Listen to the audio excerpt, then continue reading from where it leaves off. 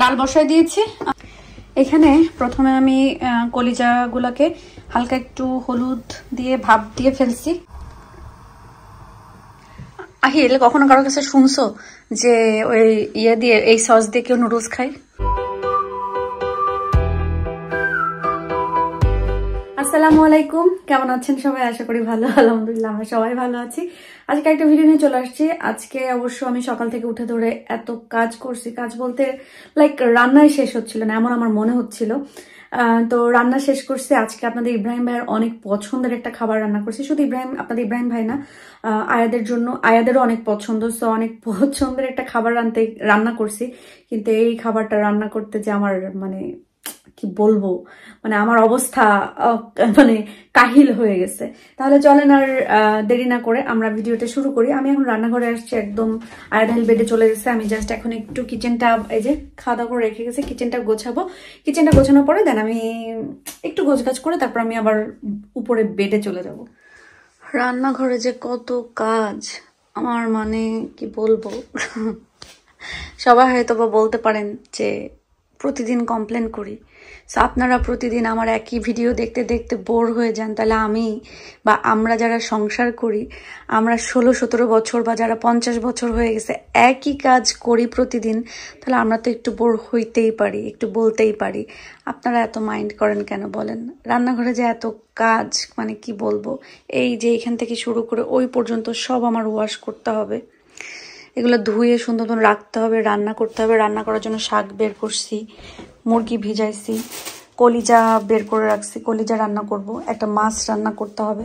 আয়াত আহিল বলতেছে যে ওরা নুডলস খাবে, সো ওদেরকে আলাদা করে নুডলস করে দিতে হবে। আয়াত রামেন খাবে, আহিল এটা খাবে না। আহিল বলছে আহিল অন্য কিছু খাবে। সো এর ভিতরে এখন দেখতে হবে যে আহিলের খাওয়ার মতো নুডলস কোনটা আছে, সেটা আমাকে বের করতে হবে। এত কাজ করতে হবে, আমার ভালো লাগতেছে না। একটু আগে বেনজিরের সাথে কথা হচ্ছিল, তখন আমি বললাম যে তুমি তো একদিক থেকে ভালোই আছো, কোনো কাজ কামের চিন্তা নাই, রান্নার চিন্তা নাই। আমি শুধুমাত্র বাংলাদেশে এই জন্য যাইতে চাই যে আমার কাজের চিন্তা থাকবে না, রান্না খাওয়ার চিন্তা থাকবে না।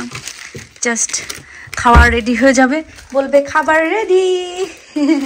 ছোট মানুষের মতন না, কাজ আর কাজ। যাই হোক, আমি একটু গোছাইনি রান্নাঘরটা, ওদের নুডলসও বানাই দিই শুধু।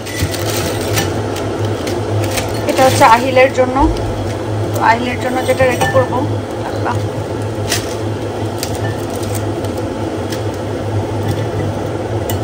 এখানে গরম পানি দিয়ে একটু রাখবো, সেদ্ধ হয়ে যাবে। মোটামুটি একটু কিচেনটা গোছাই ফেলছি, ধোয়া জিনিসগুলো একটু ধুয়ে ফেলছি, মুছে কিছু উঠাই ফেলছি। এখন দুই ভাইয়ের অনেক বেশি খিদা লেগে গেছে। আজকে ওদের স্কুল নাই, কারণ ব্যাংক হলিডে।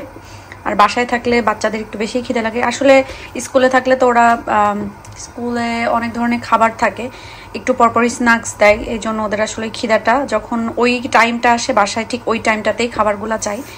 আবার এই জিনিসটা ভালো লাগে, ফ্রুটস থাকে ওদের ওইখানে, মিল্ক থাকে, স্ন্যাক্স হিসাবে যখন একটু বাচ্চাদের খিদা লাগে ফ্রুটস বা যে ভেজিটেবলগুলো খাওয়া যায়, ক্যারট, কেবিজ, যা আছে এগুলা দেয়, ভালোই লাগে। একুশিলাতে বাচ্চারা খাওয়া শিখে যায় স্কুল থেকেই। এখানে আয়াদের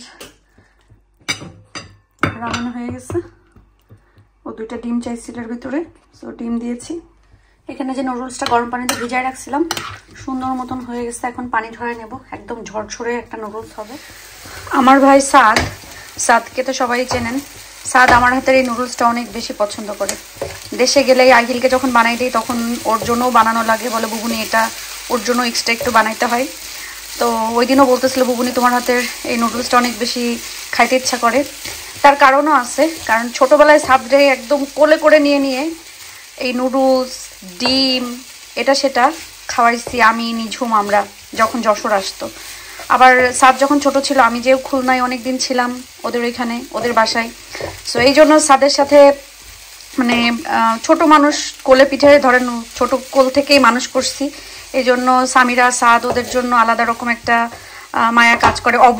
অভ্র অনেক ছোট ছিল, অভ্রর কত ঘটনা আছে আপনাদের। রিল্যাক্স ভাই যে সে তো, তবে অভ্ররা ঢাকায় থাকতো, তো ওই জন্য অতটা বেশি দেখা হতো না ঈদ চাঁদ ছাড়া।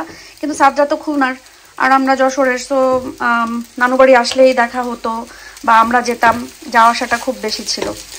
তো এই জন্য সাবজে বলতে পারেন যে এক প্রকার কোলে পিঠে করে মানুষ করার মতন আমরা করছি। কত যে খাওয়াইছি সাবজে এইগুলো আল্লাহ। যাই হোক, তো এখন এটা আমি হচ্ছে মশলা দিয়ে দিয়েছি, কিছুই আর দেইনি, শুধু দারচিনি এলাচ একটা দিয়েছি, তেল আর নুডলসের মশলাটা, ডিম, নুডলস। আর এখন একটু দেশি ঘি দিব, আহিল আবার ঘি অনেক পছন্দ করে, আর দেশি ঘিটা দিলে নুডলসটা একটু ঝরঝরে হবে এবং একটা নাইস ফ্লেভার আসবে।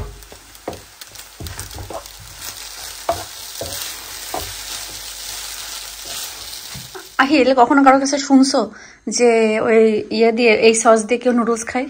না। এই সস তোমার এত কেন পছন্দ বলো তো? Because it is a true taste of India. It says here. No, authentic Indian. Yes. Authentic Indian Maggie. My Maggie, yeah. খাও। That's how you know it's Indian, right? We had Maggie in Bangladesh. কি বলে সুরাই আপু, আপনি যদি video দেখে থাকেন তাহলে আপনাকে বলি, আহিল আপনার দেয়া ঘি অনেক পছন্দ করে। বাংলাদেশি যে একটা ঘি ফ্লেভার, আহিল এইটা অন্য আগে নিয়ে আসছি, পছন্দ করে না, বাট আপনার এই ঘিটা সে অনেকই পছন্দ করে। I like ghee. না না না, ওই যে দা থিং বাটার, একটা বাটার আছে না যে আমি যে তোমাকে চাপাতি ভেজে দেই, তুমি যে স্মেলটা অনেক লাইক করো, ওটা হচ্ছে ওটা ঘি, বাংলাদেশি বাংলাতে ঘি বলে। Isn't that just clarified butter? Nice করে খাও। আমি কি কথা বলবো, কথা তো বলতে পারি না। আমি যেভাবে কাটতেছি তাই যদি দেখতো। তো এটাকে আরেকটু সিদ্ধ করে নিলে ভালো কাটতে পারতো না? আর এটা হলো কিডনি। যাই হোক, এগুলো কাটো। এটা খুবই ফ্রেশ, মানে ওই দিন মাত্র আসছে ডেলিভারি, আমাকে দিছে।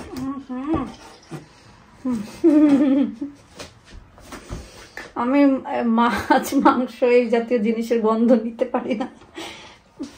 মুরগির গোশটা আজকে আমি হাতে মাখা দিয়ে বসায় দিব। আমি আলু দিব না, জাস্ট একটা বেবি চিকেন হাতে মাখা দিয়ে বসায় দিই। পেঁয়াজ নিয়ে নিয়েছি, পেঁয়াজটার একটু লবণ দিয়ে চটকায় নিছি, আদা রসুন পেস্ট দিয়ে দিচ্ছি। আস্তে আস্তে এখন সব মশলাগুলো দিয়ে দিব। এখানে মুরগির মাংসের ভিতরে এখন এই যে আমি আস্ত মশলা যেগুলো, দারচিনি, এলাচ, তেজপাতা, লবঙ্গ, গরম মশলা যা আছে, আস্ত জিরা দিয়ে দিলাম।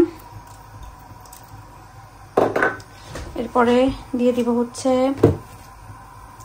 ধনিয়া গুঁড়া,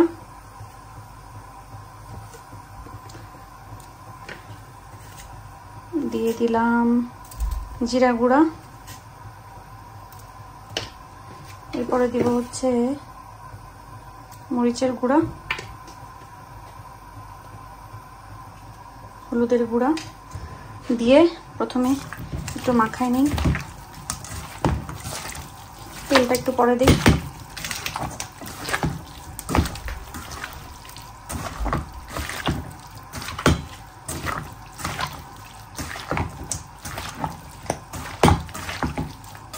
এক একদিন একটু এক একভাবে রান্না করলে নিজের কাছেও ভালো লাগে, আবার টেস্টটাও একটু অন্যরকম আসে।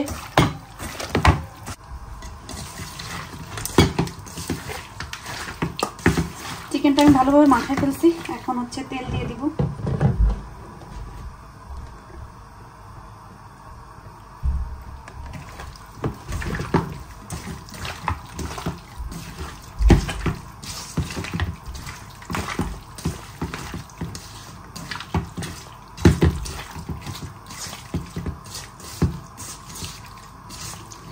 আমি চাচ্ছি যে আজকে চিকেনে কোনো পানি দিব না, এই জন্য কি করব, আমি আমার হাত মাখা সামান্য হচ্ছে পানি এখানে দিব।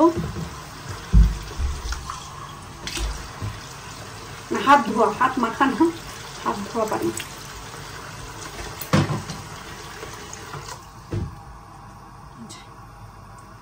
এখানে প্রথমে আমি কলিজাগুলোকে হালকা একটু হলুদ দিয়ে ভাপ দিয়ে ফেলছি, যেটা আসলে দেখানো হয়নি, কারণ আগের ভিডিওগুলোতে আপনারা তো দেখছেনই আর সময়ও ছিল না। তো এখন একটু লবণ দিয়ে, তারপরে দারচিনি, এলাচ, তেজপাতা, পেঁয়াজ, আদা রসুন পেস্ট, তারপরে সব মশলা দিয়ে দিব। ধনিয়া দিলাম, জিরা দিলাম, মরিচের গুঁড়া, হলুদের গুঁড়া, সবকিছু দিয়ে আমি হচ্ছে এটাকে কি করব, একটু জাল দিব, সাথে পানিও দিয়ে দিব, একটু কষানোর পরে পানি দিয়ে দিব।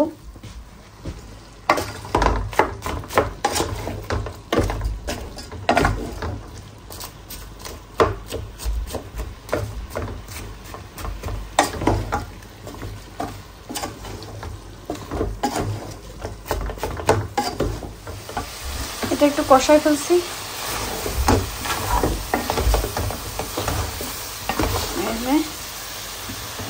কষানো শেষ, এখন পানি দিয়ে দিব, পানি দিয়ে জাল দিব। এটা একদম মানে পানিটা শুকায় কষানো কষানো হয়ে যাবে। এখানে শাকও তেলে দিয়ে দিলাম, মোটামুটি রান্না হয়ে আসতেছে।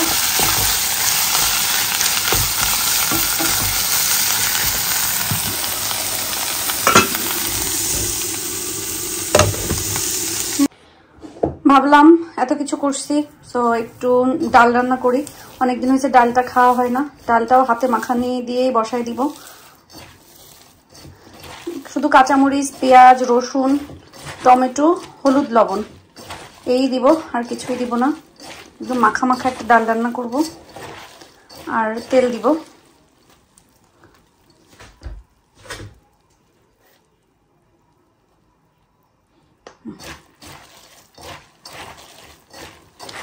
এরকম ডাল খেতে কিন্তু ভালোই লাগে, শুধু বাটিতে বসে বসে। আমার ইচ্ছা করছে শাক খাবো আর ডাল খাবো, সাথে 2টা ডিম পোস। এটা হচ্ছে আমার দুপুরের খাওয়া হবে আজকের। ডাল বসাই দিয়েছি, নামানোর আগে শুধু ধনিয়া পাতা দিব। আর এখানে কলিজাটা তো হয়ে গেছে, এটার জন্য আমি আলাদা করে এখন বাগারের ব্যবস্থা করতে হবে, কারণ আলাদা করে কলিজা বাগার দিলে অনেক বেশি মজা লাগে। এখন হচ্ছে এখানে আমি কলিজাটা বাগার দিব। অলরেডি তো এটা সুন্দর করে রান্না করে ফেলছি অনেক সময় ধরেই। আর এখানে কলিজাটা বাগার দেওয়ার জন্য আমি বেশি করে রসুন, পেঁয়াজ, শুকনা মরিচ আর আলু নিয়েছি। আর তেলের ভিতরে দারচিনি, এলাচ, তেজপাতা, গরম মশলা যেগুলো সেগুলো এখন এগুলো দিয়ে একটু ভাজবো, তারপরে কলিজাটা বাগারে দিয়ে দেবো।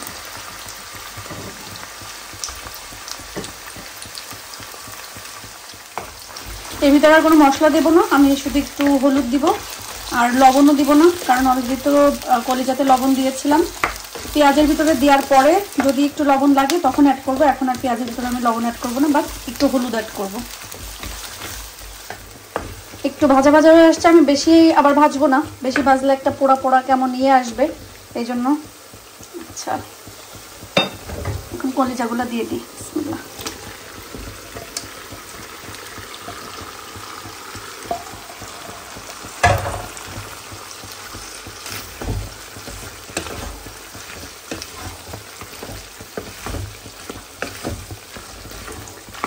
এবার এটাকে একদম আস্তে, মানে জালটা একদমই আস্তে দিব, দিয়ে সুন্দর মতন অনেক সময় ধরে ভাজবো।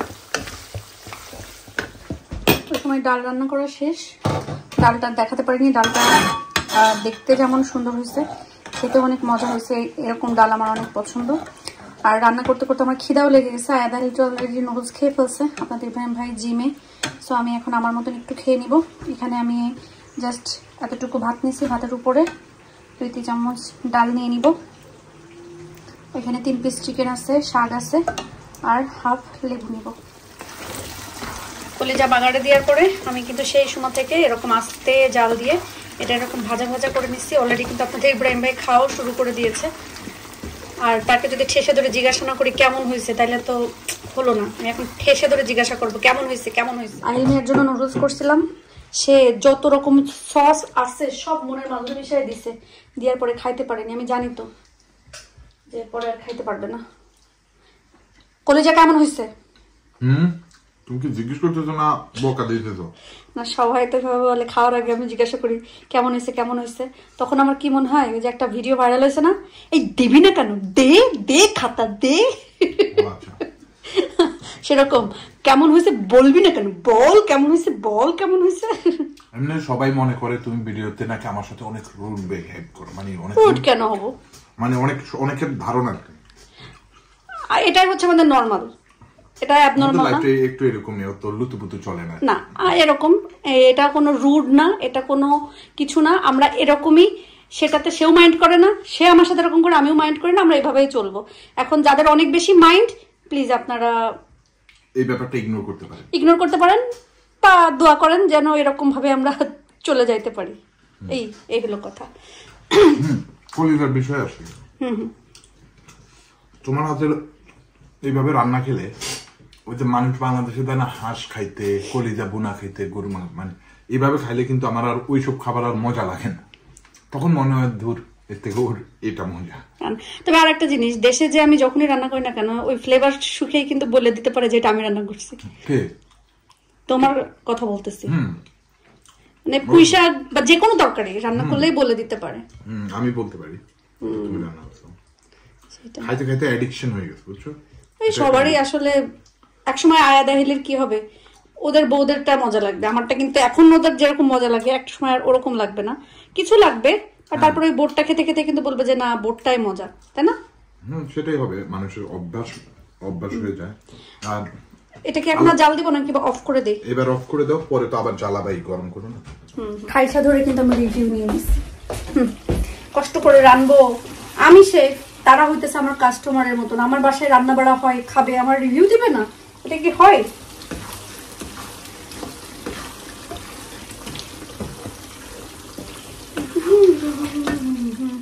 এক ওয়াশিং মেশিন বের করে হিটারের পরে দিলাম, আর এক ওয়াশিং মেশিন এখন ছাড়বো, এটা হয়ে গেলে কালকে সকালে ইনশাল্লাহ এগুলা বাইরে দিয়ে দিতে হবে। আমরা আসলে মনে করি যে একটা সংসারে কি এমন কাজ, কিন্তু সংসারে আপনি সারাদিন নিজের সংসার থাকলে যেদিকে হাঁটবেন সেদিকেই কাজ, কারণ এগুলো তো নিজেরটা নিজেই করতে হয়, এই জন্য যেদিকেই তাকাই সেদিকেই মনে হয় কি এই কাজটা করা হয় না, ওই কাজটা করা হয় নাই। সো এই জন্য কাজের পর কাজ থাকেই। রান্নাঘরের আর সিটিংয়ের কাজ শেষ, এখন শুইলে ঘুম এসে যাবে অবশ্য, নাহলে একটু ভাবছিলাম যে কি দেখবো, ভুলেই তো গেলাম, নেটফ্লিক্স আসছে যেন মনে পড়ছে, হীরামন্ডি অলরেডি সবাই দেখে ফেলছে, অনেক রিভিউ দেখতেছি ফেসবুকে, আর আমি যতটুকু দেখছি আমার কাছে খুবই ভালো লাগছে, জানি না কেন খুবই ভালো লাগতেছে, লাইক নাইস একটা হচ্ছে মুভির মতন, অনেকে বলতেছে মুভি, কিন্তু এটা তো একটা মানে সিরিজ মতন করছে। আমি অলরেডি অনেকগুলা পর্ব দেখে ফেলছি, আমি আর কয়েকটা পর্ব আছে দেখার বাকি, কালকে সময় পেলে দেখে ফেলবো, কারণ এই সিরিজ দেখতে গেলে হয় কি মানে এটার ভিতরে নেশা হয়ে যায়, একটার পর একটা না দেখলে ভালো লাগে না, উঠতে ইচ্ছা করে না, মুভি একরকম আর সিরিজ দেখতে গেলে আর একরকম আর কি। সো কালকে যে কয় পর্ব আছে সময় পেলে একবারে দেখে শেষ করে ফেলবো, এটা আমার ইচ্ছা আছে। এখন আমি নিচে যে একা আর বসে দেখতে ইচ্ছা করছে না, দিনের বেলায় সকালে বিশেষ করে চা নেব, কফি নেব, নাস্তা নেব, টিভির সামনে টেবিলে রাখবো, দেখবো আর খাবো, সো ওটার মজা আলাদা, দেশে একটু কথা বলবো, এইটা আর কি, এটা মজা আলাদা। সো এখন আমি উপরে চলে আসছি, আয়াদাইল ঘুমাই গেছে, আপনার ইব্রাহিম ভাই কাজে। তো সবাই থাকেন ভালো, আজকের মতন বিদায় নিয়ে নি, মোবাইলটা রাখি, আল্লাহ হাফেজ। আমার এই হাতে মোবাইল ছিল।